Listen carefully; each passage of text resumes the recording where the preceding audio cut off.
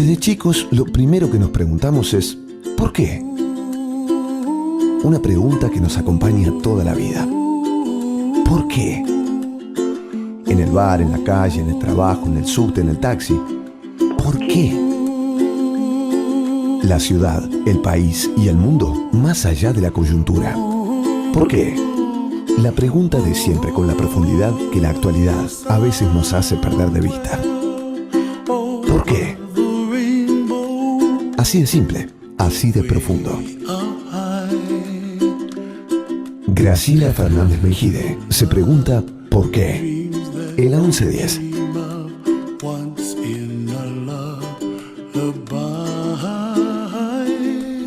Hola, buenas tardes, ¿cómo están ustedes? Miren, hoy vamos a hablar un poco de las Fuerzas Armadas y haciendo un repaso muy cortito en nuestra historia pasada, del 30 para adelante. Siempre aparecían como los que venían a solucionar los problemas que los políticos no podían solucionar. Se consideraban padres de la patria, había gente que les concedía ese rol, es más, que hasta utilizaba ese rol en beneficio político, económico, ideológico, religioso, lo que fuera, y hasta que, bueno, terminamos con la dictadura. La última fue el golpe más fuerte y la dictadura más salvaje, y recuperamos la democracia. Hoy está para charlar con nosotros sobre el rol de las Fuerzas Armadas, antes y después, si quieren, o en el presente y a futuro. Walter Ceballos, yo lo conozco desde hace muchísimo tiempo. Walter Ceballos fue diputado, tuvo mucha actuación, es radical. ¿Seguís siendo radical? Sigo siendo radical. Siempre. Es ingeniero electromecánico, tiene una maestría en economía y negocios, y hoy viene en su calidad de secretario de Servicios Logísticos para la Defensa y Coordinación Militar en Emergencias del Ministerio de Defensa. Larguito el título. Como Esperanza Pobre. Exactamente. Un cargo en el que al que fue convocado por el ministro Julio Martínez, el ministro de Defensa actual, Julio Martínez. Gracias por venir, Walter. Muchas gracias. Decime, ¿por qué Alfonsín necesitó o sintió que era necesario para la democracia emitir ese decreto, el 436, que lo hizo en primer mes y medio después de asumido el gobierno, en enero del 84? Contame un poco. ¿Y de qué se trataba? Primero, buenas tardes y gracias a ustedes por permitirme compartir esta mesa, que más de comunicación, por supuesto de comunicación, es de reflexión. Porque también el tiempo pasa para las instituciones y para las realidades políticas de nuestro país. Sin duda que nuestro querido Raúl Alfonsín le tocó liderar el tránsito democrático, institucional, digamos, desde la dictadura hacia la democracia. Y en ese contexto y en esa Argentina, las Fuerzas Armadas, tal cual vos lo acabás de plantear, venían de ser la conducción de las Fuerzas Armadas los artífices del más nefasto de los golpes militares, pero sobre todo, todos los golpes militares han sido nefastos, pero del más sangriento de los golpes militares que hayamos sufrido en la República Argentina. Era una fuerza armada que hasta intentó continuar en el poder, llevando adelante una acción militar que es muy reivindicatoria de nuestra soberanía, como el intento de recuperar vía armada las Islas Malvinas. Y recuperar las Malvinas nos involucra a todos, pero intentar hacerlo por la vía armada y en las circunstancias en que nuestros soldados tuvieron que ir muchos de ellos a dejar su vida, aunque esa vida no sea solo la vida física que los hubo, sino también muchos de ellos hoy siguen sufriendo esas decisiones. Digo, ese contexto en el que Raúl Alfonsín dictó el decreto 436, primero, el Ministerio de Defensa era Defensa y Seguridad, ajá, porque tenía a su cargo la responsabilidad de conducirla, además de las Fuerzas Armadas Argentinas, de conducir la Prefectura y la Gendarmería, que antes formaban parte del Ministerio de Defensa y Seguridad. Segundo, porque eran Fuerzas Armadas compuestas, particularmente en sus cuadros de oficiales y suboficiales mayores, por hombres que habían, y digo hombres porque no había mujeres, uh-huh, por hombres que habían formado parte, algunos ideológica, activa, y otros en términos de abuso, como estableció aquellos 3 niveles que planteó Raúl Alfonsín en su propuesta democrática del 83, los 3 niveles de la responsabilidad de los que violaron las leyes y violaron los derechos humanos en la Argentina. Pero así y todo, Graciela, ese decreto 436, que fue el ícono uh-huh de la administración de la defensa entre la dictadura y la democracia, es un decreto que el decreto 721 que acaba de dictar el señor uh-huh ministro Martínez y el presidente de la Nación reivindica, fortalece conceptualmente el decreto 700. Básicamente el 436. Sí. ¿Qué decidía sobre el 436 es un decreto del ordenamiento de lo demás, ¿no? Es un decreto que establece cómo es el ordenamiento de las facultades de la administración de la defensa hacia adentro.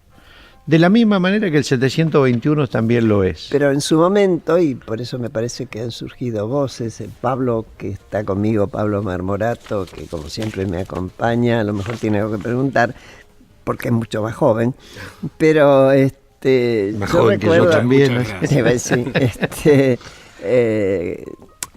Puede tener una mirada mucho más curiosa, en todo caso, sobre este tema. En ese momento, el asunto era cómo se hacía para que la autoridad civil predominara sobre una clásica autoridad que se sentía por encima de él, me parece. Por supuesto. ¿No? Efectivamente el decreto 436 lo que hace es hacer un ordenamiento de los grados de facultades administrativas que tiene el presidente de la Nación, el ministro de Defensa, los secretarios y después los jefes y los estados mayores de las fuerzas militares.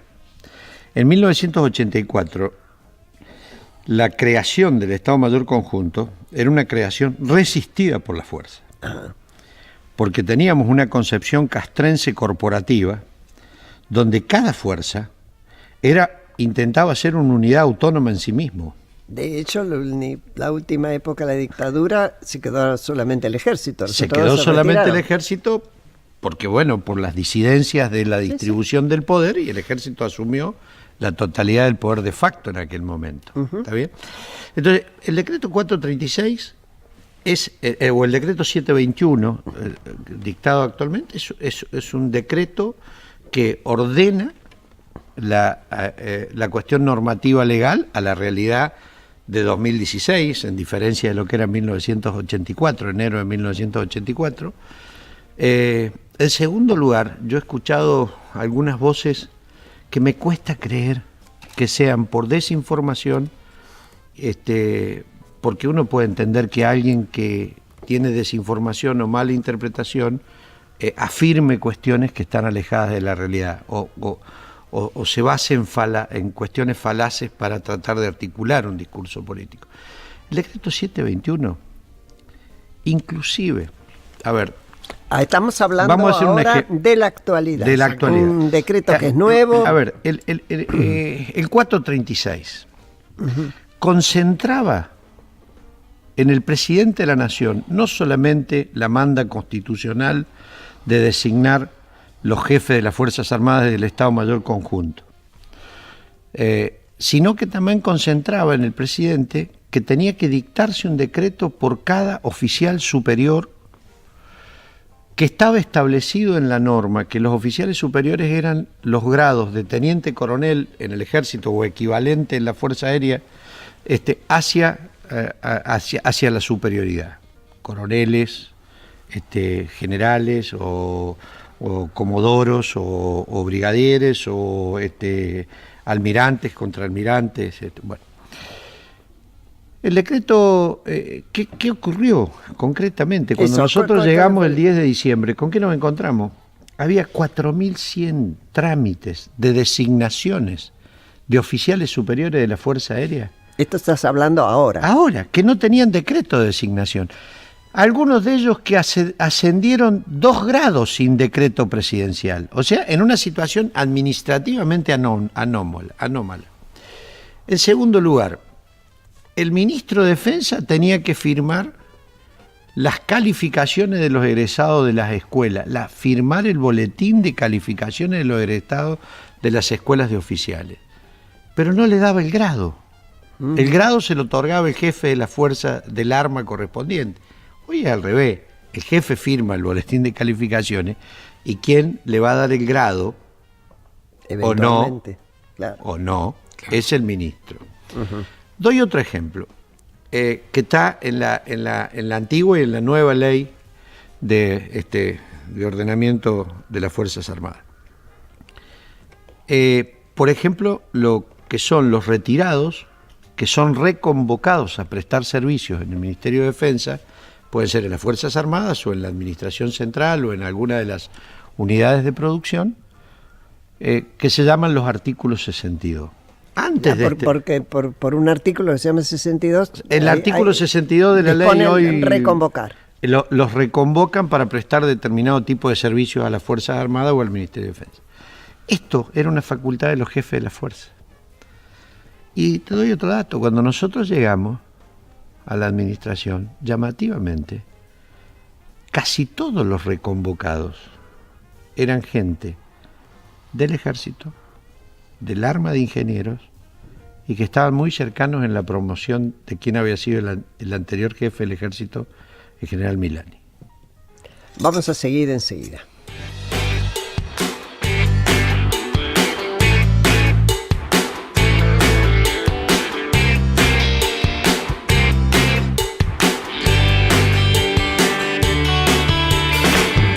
Hablas de mí y no sabes quién soy. Si estoy acá o me caí de un planeta, como un cometa que nadie vio.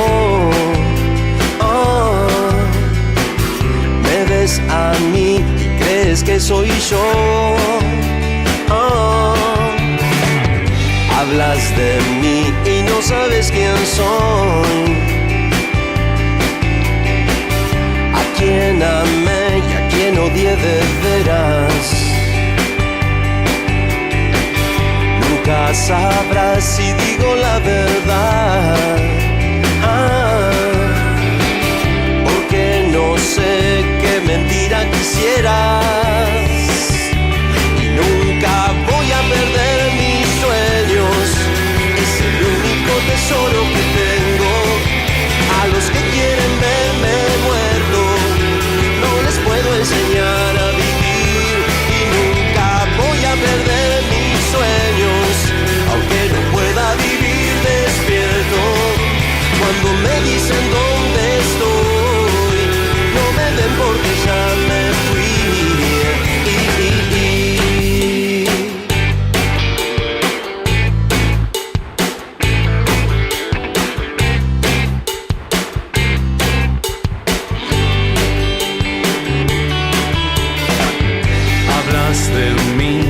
Sabes quién soy,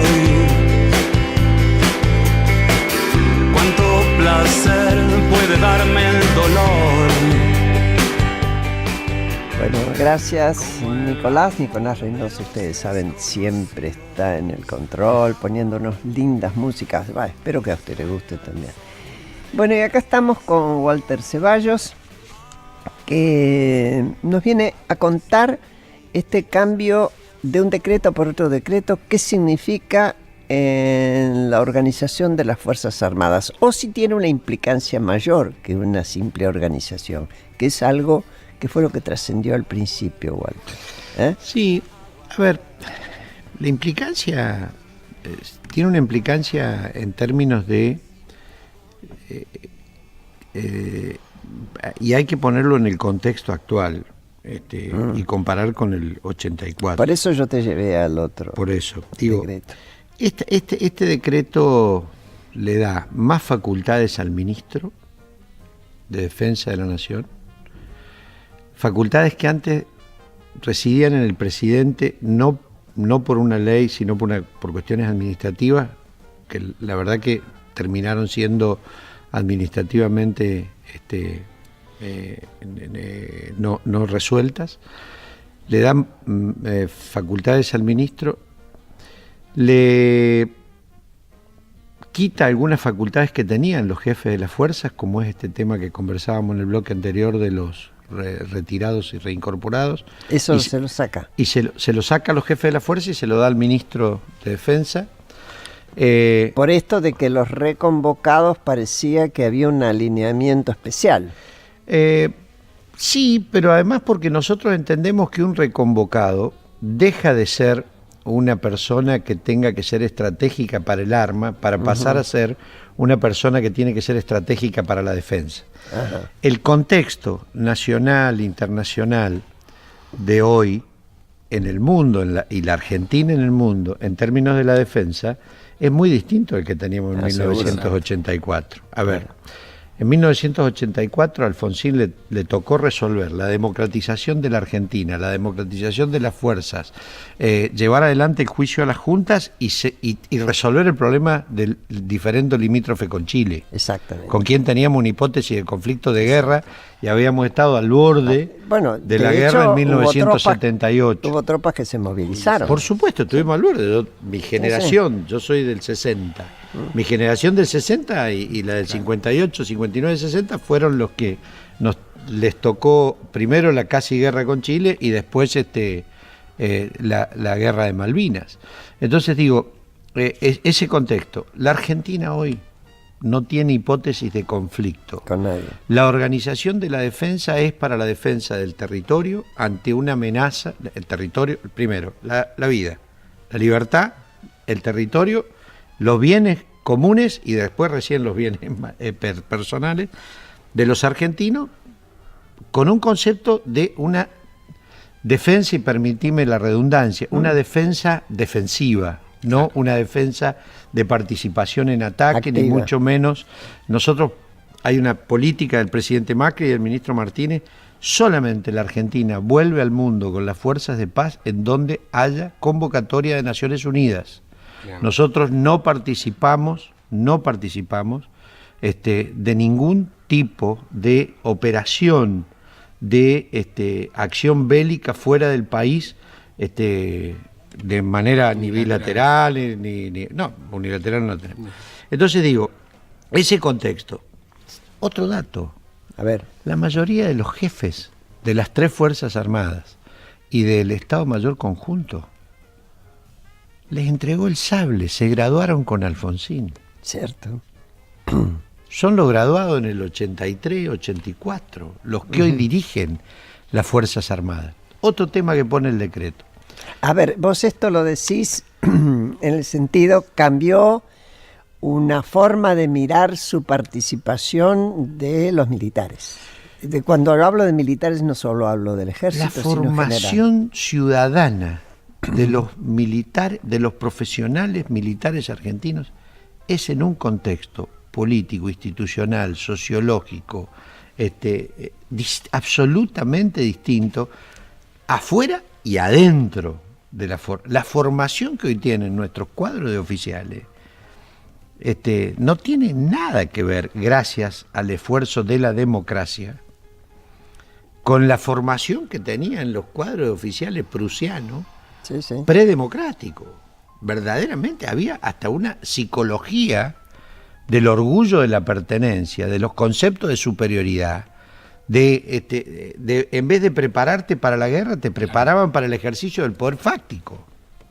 había entrenamiento militar, pero conceptualmente el modelo de organización, de formación, era de una organización donde el rol de la Fuerza Armada, esto que vos dijiste en el primer bloque, esto de venir a decir salvar la patria, y siempre se fueron la patria terminaba peor de la que la dejaban. Uh-huh. Entonces, digo, la verdad, nosotros estamos convencidos, fundadamente convencidos. Yo les voy a dejar para ustedes, para la audiencia, un comparativo artículo por artículo, inciso por inciso, entre el 436, el 1021 del 92 y el 721. Digo, estas Fuerzas Armadas son Fuerzas Armadas muy profesionales. Y también lo eran antes. Y se ha salvado la defensa. Sí. Uh-huh. Antes, con otra dirección. Antes eran muy entrenadas. Sí. Yo les puedo asegurar, que si hacemos una estadística, en los cuadros de oficiales de las Fuerzas Armadas debe haber porcentualmente mayor cantidad de posgraduados universitarios que en los magistrados y funcionarios judiciales de la Justicia Federal Argentina. Estás tirando una bombita. No, estoy diciendo el grado de formación profesional. Y esa formación profesional ha sido la que ha permitido, aún en yo no sé si fue sistémico o negligente, pero acá hubo una consecuencia, fue un vaciamiento operativo de las Fuerzas Armadas argentinas. A mí me preocupó me generó una gran preocupación que un jefe del ejército dijera, sin que nadie se ponga colorado, y hasta que a algunos le pareció una cosa fantástica, que él se debía a un gobierno y no a un Estado. Sí, y a un partido. Y a un partido del gobierno. Digo, yo entiendo que quien gobierna tiene que dar toda la información, las explicaciones y ir a todos los foros donde haya un ciudadano que demande información, porque esto es el servicio público.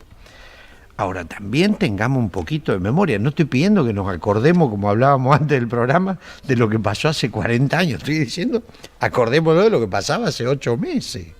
Entonces digo... ¿Vos te referís a los críticos actuales que han sido compañeros de ruta de Milán y lo seguirán siendo, que en ese momento no protestaron? Pero no solo no protestaron, Graciela. Yo invito a todos a que volvamos a reconstruir la política sobre la base del debate en la verdad. Uh-huh. Hay varias verdades. Todos tenemos cada una de nuestras visiones construye un pedacito de la verdad. Ahora no se va a reconstruir el debate de la Argentina que queremos desde las distintas miradas de nuestra ideología si en vez de discutir lo que hacemos es comunicar desde la mentira. Claro. Entonces digo, el decreto 721 es un decreto que actualiza, que normaliza, que hace más eficiente, y si hay una cosa que hace es ratificar las potestades político-institucionales del presidente de la Nación y del ministro de Defensa sobre los cuadros militares. ¿Y por qué cree que levantó tanta crítica? ¿Tiene que ver con una cuestión de cómo lo comunicaron ustedes? Y por otro lado, respecto del debate, ¿ustedes llamaron, digamos, como a consulta con distintos sectores para este decreto? A ver, primera cuestión, uno cree que los debates deben darse sobre la verdad. Entonces yo no creo que haya levantado críticas, lo que ha levantado son ataques. Que se basa, la diferencia entre crítica y ataque es que la crítica se basa en una visión de la verdad y el ataque se basa en la falacidad hecha comunicación social. La distribución... En una descalificación a priori. Sí, pero además con basamento de mentira. Nosotros hemos recibido mail redactados por ex radicales que eligieron el camino de abrazarse al kirchnerismo y siguen en ese espacio, y está bien que lo hagan, porque si eligieron ese camino, que sigan en ese camino, pero que apelaban al sentimentalismo que tenemos, al sentimiento que tenemos los radicales de la figura de Raúl Alfonsín y de la epopeya democrática de Raúl. Yo lo escuchaba el otro día a Jaunarena, ayer estuvimos en una segunda reunión de información, y contesto parte de tu pregunta, Pablo. Nosotros, en realidad, a lo mejor fuimos, como estamos confiados que estamos haciendo una cosa buena, no pensamos que una decisión administrativa debiera ser comunicada con tanta especialidad. Y después cuando vimos que había una intencionalidad en desvirtuar, entonces ahí sí llamamos a reuniones de información y de debate y convocamos a parlamentarios de distintos partidos, a referentes de derechos humanos, a gente que ha participado en el proceso de democratización de las Fuerzas Armadas, en la lucha por los derechos humanos, para dar las explicaciones, para decirle cuál es la realidad. Y la verdad es que lo que hemos tenido han sido sugerencias que tienen que ver, un dato que por ahí no lo dije.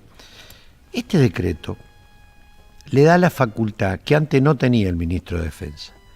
El ministro de Defensa, por una resolución, define hasta dónde él considera que son cuadros superiores del ejército los oficiales. Hoy había una decisión del presidente que decía teniente coronel para arriba es cuadros superiores de las fuerzas. Hoy es el ministro de Defensa, porque, a ver, nosotros también nos hemos encontrado con una pirámide muy alterada. Vos tenés a veces la pirámide más ensanchada arriba que en el medio. Entonces, en la proyección de la continuidad de las jefaturas castrenses, uno también tiene que ir cómo va perfilando y reconstruyendo este anuncio que ha hecho ayer el jefe de gabinete junto al ministro, que es mucho más que un anuncio de recomposición salarial y de blanqueo de salarios. Hoy el 37% del salario promedio de los miembros de las Fuerzas Armadas estaban en negro.